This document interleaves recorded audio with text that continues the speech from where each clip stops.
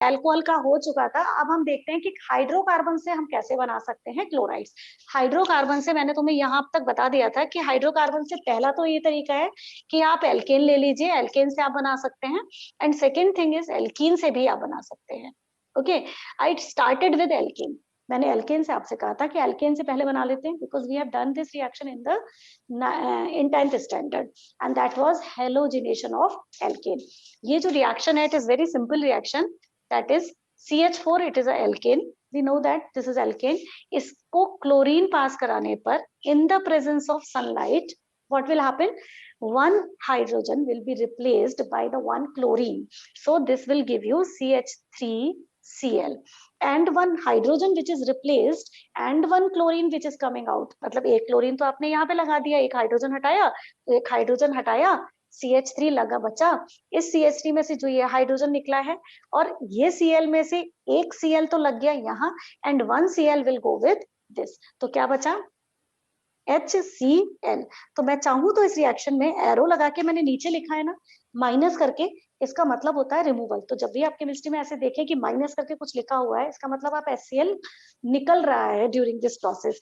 या फिर दूसरा तरीका है सीधे सीधे पूरा रिएक्शन लिखना, that is CH3Cl and HCl is the product. अब हमें जाना पड़ेगा टू द नेक्स्ट स्टेप।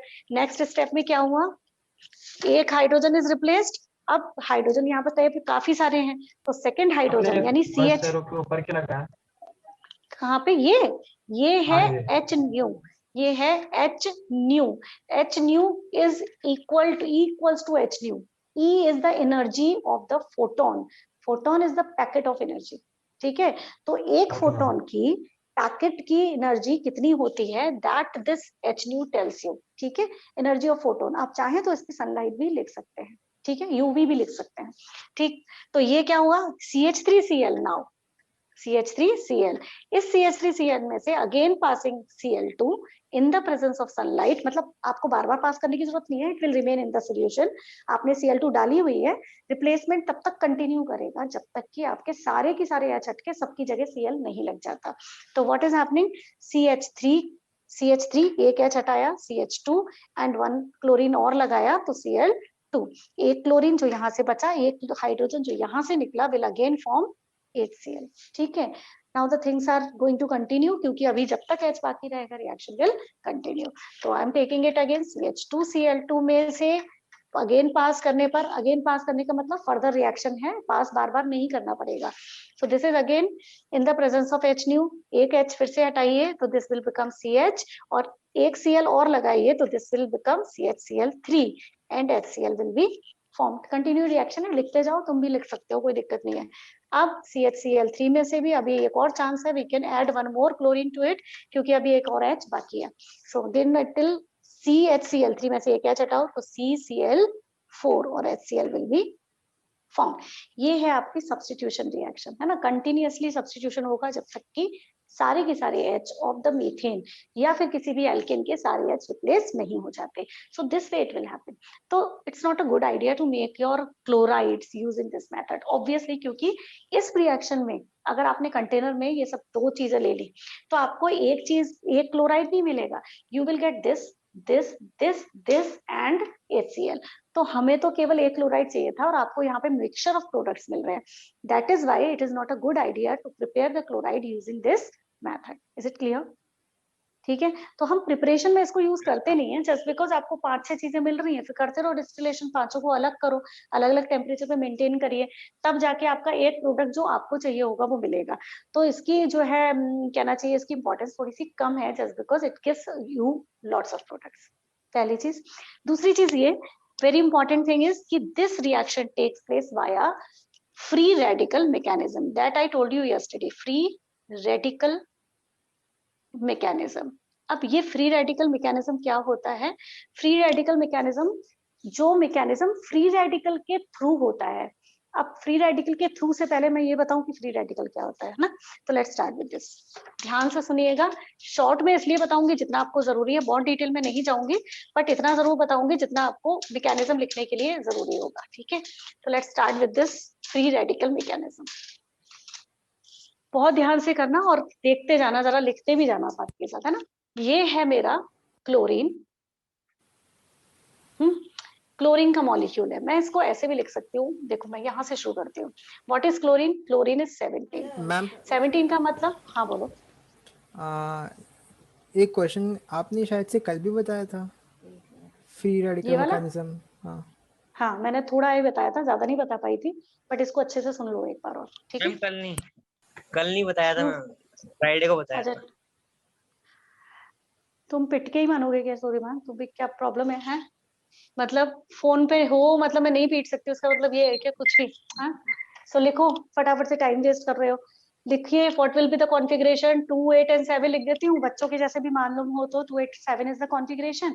उस हिसाब से भी there is 7 electron in the outermost shell. तो मैं इसका लुईस सिंबल कैसे बनाऊंगी? अक्षत लिखते जाना। लुईस सिंबल में बनाऊंगी 1 2 3 4 5 6 एंड 7। मतलब it needs only 1 electron to get satisfied. तो ये क्लोरीन एक्चुअली दूसरे क्लोरीन से, कौन सा क्लोरीन जो इसी के जैसा है, उस पे भी 7 है। तो आई टोल्ड यू कि जिसपे दोनों की रिक्वायरमेंट एक है, तो ये दोनों अपना एक एक बॉन्ड बनाएंगे by keeping their 1 1 electron in between. तो इनके बीच में जो बॉन्ड है वो कुछ ऐसा है, ठीक है? अगर मैं किसी भी इलेक्ट्रॉन को रिप्रेजेंट ना करूं तो ये बॉन्ड ऐसा है, सिंगल बॉन्ड, कोवेलेंट बॉन्ड, दोनों में से दोनों ही सेटिस्फाइड हैं। अब हुआ क्या, व्हेन दिस ब्रोक डाउन, जब ये टूटा, when it breaks itself in that way, so that दोनों ने जो जो इलेक्ट्रॉन शेयर किया था वो अपना अपना इलेक्ट्रॉन लेके अलग होंगे। Are you getting my point? मतलब इस क्लोरीन ने अपना एक इलेक्ट्रॉन दिया था, इस क्लोरीन ने अपना एक इलेक्ट्रॉन दिया था, तब ये बॉन्ड बना था। जब ये बॉन्ड ब्रेक होना है तो ये क्लोरीन अपना इलेक्ट्रॉन ले गया और ये क्लोरीन अपना इलेक्ट्रॉन ले गया। जब ये इलेक्ट्रॉन ले गए तो क्या हुआ, ये इलेक्ट्रॉन इसका, ये इलेक्ट्रॉन इसका, ये जो चीज है, this species having its own electron, जो कि टूट के मिले हैं इसको। कौन सी वाली ब्रेकिंग? दिस ब्रेकिंग, जहां पर every atom takes away its own electron, किसी और का नहीं ले जाता, अपना इलेक्ट्रॉन ले जाता है, which was earlier involve in the bonding. ये जो क्लीवेज है, ये जो ब्रेकिंग है, this breaking is called homolytic fission. ये मैंने बताया था, ठीक है? होमोलाइटिक फिजन, होमोलाइटिक फिजन या होमोलाइसिस भी बोल देते हैं। होमो मींस इक्वल, इक्वल जिसमें हो। तो जैसे होमोजीनियस सॉल्यूशन होता है ना कि all through out the concentration same रहती है, तो ये जो फिजन है, ये जो ब्रेकिंग है, इसको हम बोलते हैं होमोलाइटिक फिजन या होमोलाइसिस, ठीक है? इससे जो ये स्पीशीज बनी है जिसमें इसका डॉट जो खुद ले गया है, दिस डॉट इज रिप्रेजेंटिंग वो इलेक्ट्रॉन जो इसने शेयर किया था। तो ये जो ऑड इलेक्ट्रॉन स्पीशीज है, this is called free radical, क्योंकि ये उसका खुद का इलेक्ट्रॉन है, this is not having any charges on it. तो या ना तो ये प्लस है ना ये माइनस है, तो ये ना तो कैटायन है ना ये एनायन है। This type of species is called free radical. And क्योंकि फ्री रेडिकल में atom, actually free radical technically तो क्या हो गया, एटम ही हो गया। क्लोरीन क्या था, ये एटम ही था। जस्ट बिकॉज ये टूट के बना है हैंड टू हैंड, तो ये टूटा हुआ ज्यादा देर नहीं रह सकता, because it is highly reactive in nature. क्योंकि free radicals are atoms kind of species, they are highly reactive, क्योंकि इनको खुद को सेटिस्फाई करना है, इनको कैसे भी करके 8 बनाने हैं अपने इलेक्ट्रॉन। तो this species is called free radical, which is very highly reactive species.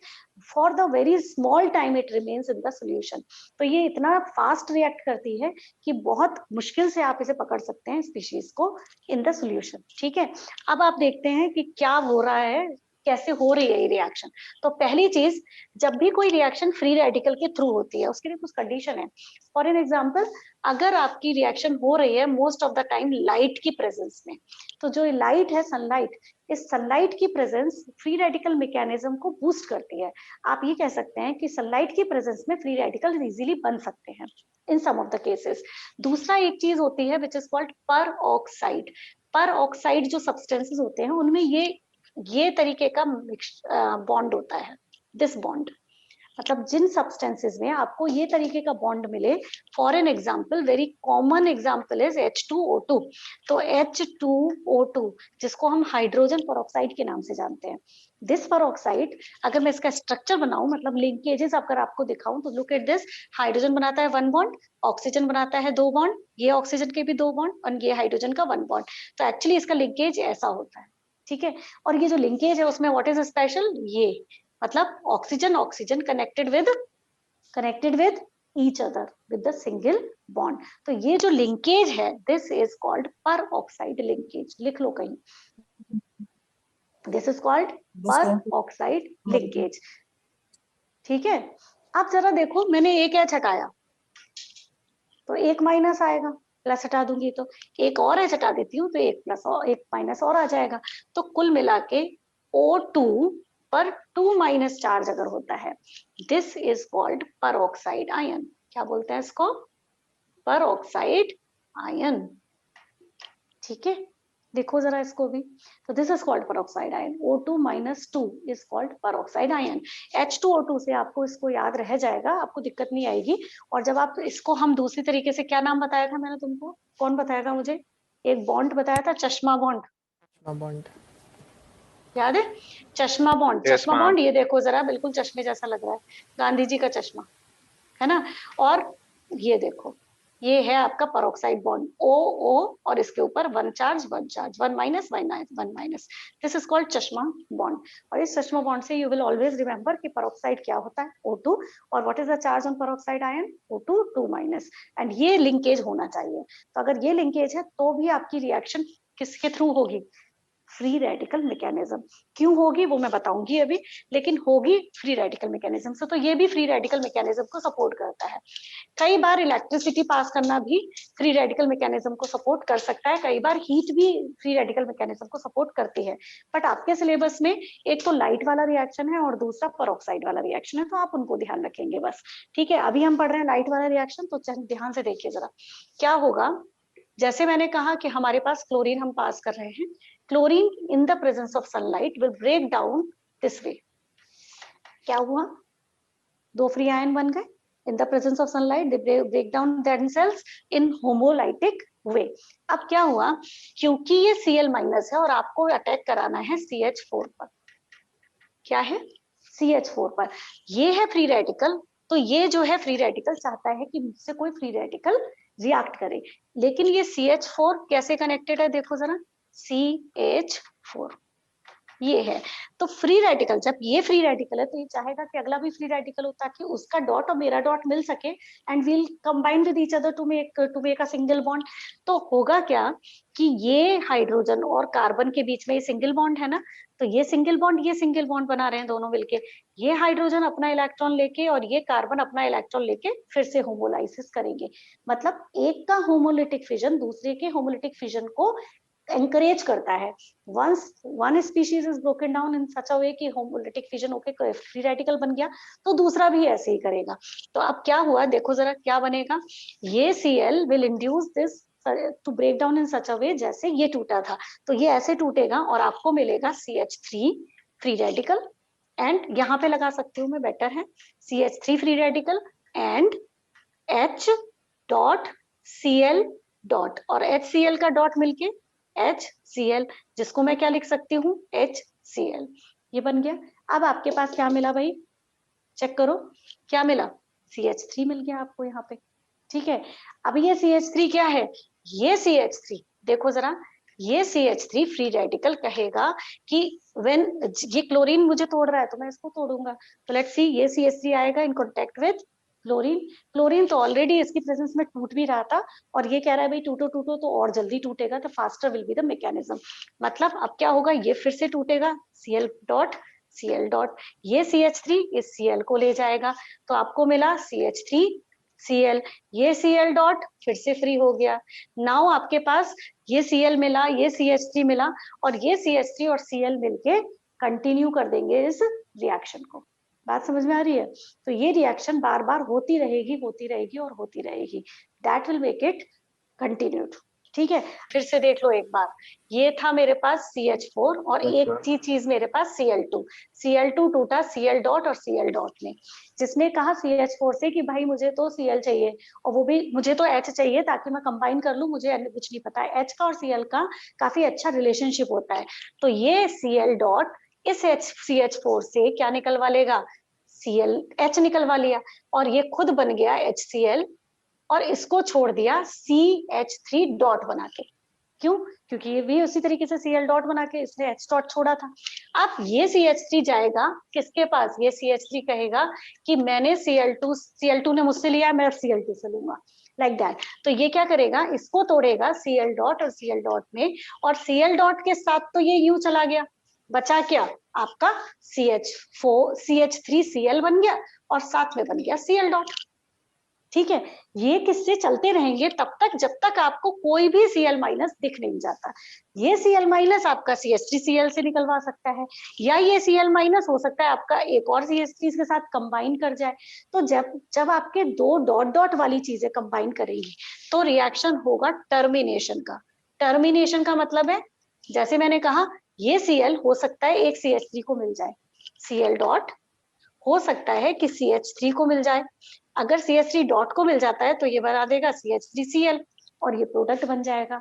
अगर ये CH3 इस इन बिटवीन किसी Cl2 से मिल जाता है, ठीक है ना, तो क्या करेगा ये इसको तोड़ेगा, एक H को और रिप्लेस करेगा CH3Cl में से, सॉरी CH3Cl में से। तो ये क्या करेगा, एक H हटाएगा और उसकी जगह Cl लगाएगा, तो CH2 हो जाएगा और Cl2 हो जाएगा। तो ये चलता रहेगा कंटिन्यूएशन में जब तक कि सारे के सारे H रिप्लेस नहीं हो जाते और सारे के सारे डॉट एक दूसरे को सेटिस्फाई नहीं कर देते। तो आप लोगों ने यही किया ना, पूरी रिएक्शन में हमने क्या किया, H हटाते गए Cl लगाते गए, H हटाते गए Cl लगाते गए। क्यों हो रहा था, इसलिए हो रहा था क्योंकि Cl H को निकालने की कोशिश कर रहा था अपने को सेटिस्फाई करने के लिए। तो ये फ्री रेडिकल मैकेनिज्म इस तरीके से चलता है। ठीक है, फ्री रेडिकल मैकेनिज्म सनलाइट की प्रेजेंस में होगा या पेरोक्साइड की प्रेजेंस में होगा। तो अगर आपको कहीं सनलाइट लिखी दिख जाए या पेरोक्साइड दिख जाए तो मान के चलिए वो फ्री रेडिकल मैकेनिज्म है। दूसरी चीज बताइए, free radical is reactive species, जो कि आपकी डिपेंड करेगी कौन सा free radical will be more stable. वो वाला स्टेबल जो फ्री रेडिकल होगा वो सबसे ज्यादा प्रोडक्ट बनाएगा। हालांकि केमिस्ट्री में हम प्रोडक्ट सबके, मतलब अगर आपके 3 टाइप की पॉसिबिलिटी है कि प्राइमरी भी बन रहा है, सेकेंडरी भी बन रहा है, टर्शियरी भी बन रहा है, तो प्रोडक्ट आपको मिलेंगे तीनों के। लेकिन किसका सबसे ज्यादा मिलेगा, उसका जो सबसे ज्यादा स्टेबल फ्री रेडिकल बनाएगा। अब अगर या तो आप समझ जाइए कि फ्री रेडिकल की स्टेबिलिटी किस पे डिपेंड करती है, या फिर आप इसको रट्टा मार दीजिए। पहला ऑप्शन इज कि रट्टा मारो, क्योंकि हर बार आप दिमाग लगाएंगे तो आपका टाइम वेस्ट होगा।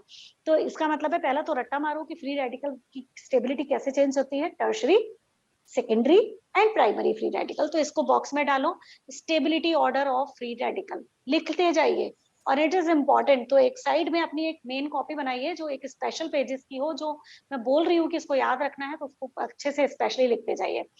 तो टर्शरी वाला सबसे ज्यादा स्टेबल, सेकेंडरी वाला उससे कम, और प्राइमरी वाला सबसे कम स्टेबल होगा।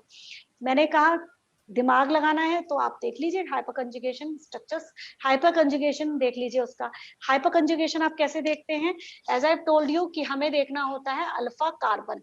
अल्फा कार्बन किसी भी उस कार्बन को कहते हैं जिसको भी, जो भी हमारा टारगेट होता है ना, अभी जैसे अब जैसे जो टारगेट वाला कार्बन है उसके बगल वाले कार्बन को अल्फा कार्बन कहा जाता है। ओके, तो ये भी इसके बगल में है, ये भी इसके बगल में है, there are 2 neighbours.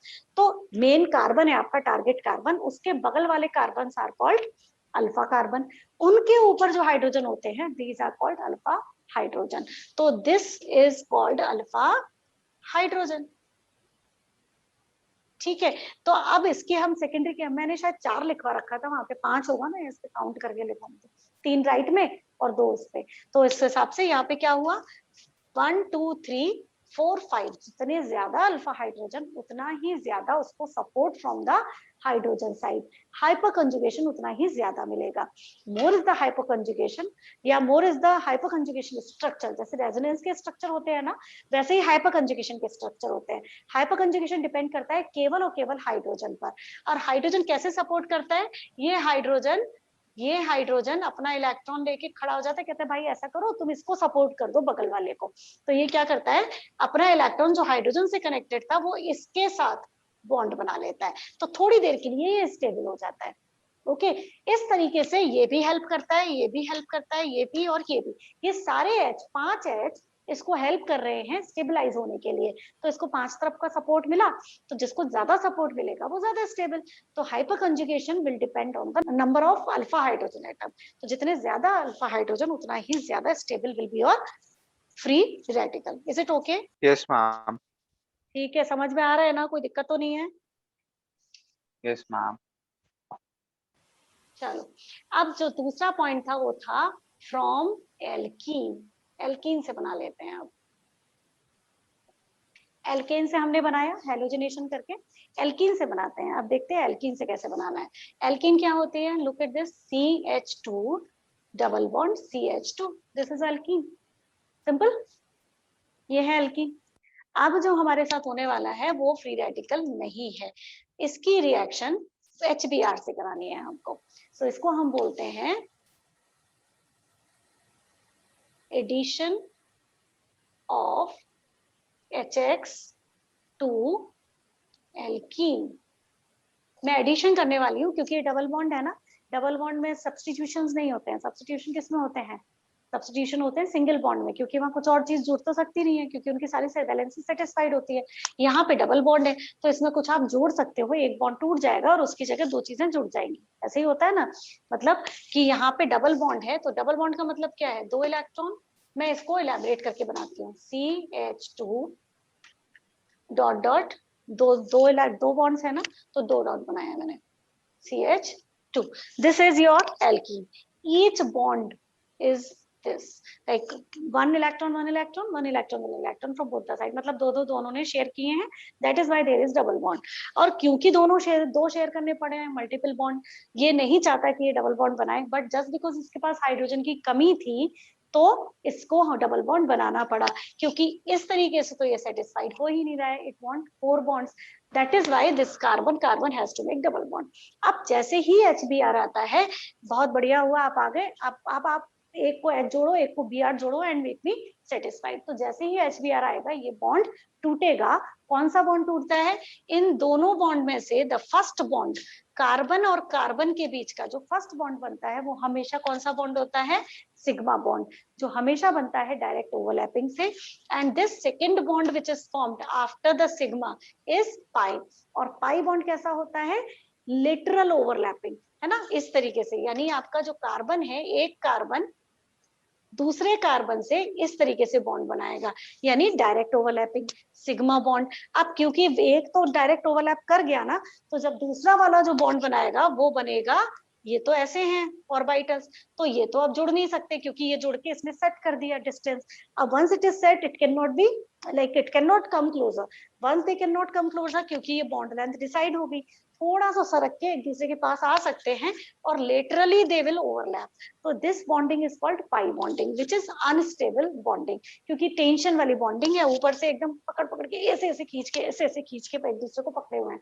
It's like that only, it's like not, this gripping is not this kind of, this gripping is not यूं करके पकड़ रहे हैं एक दूसरे को, तो थोड़ा टेंशन वाली है, जैसे एक किनारे से दूसरे किनारे पे कोई पकड़ रहा हो।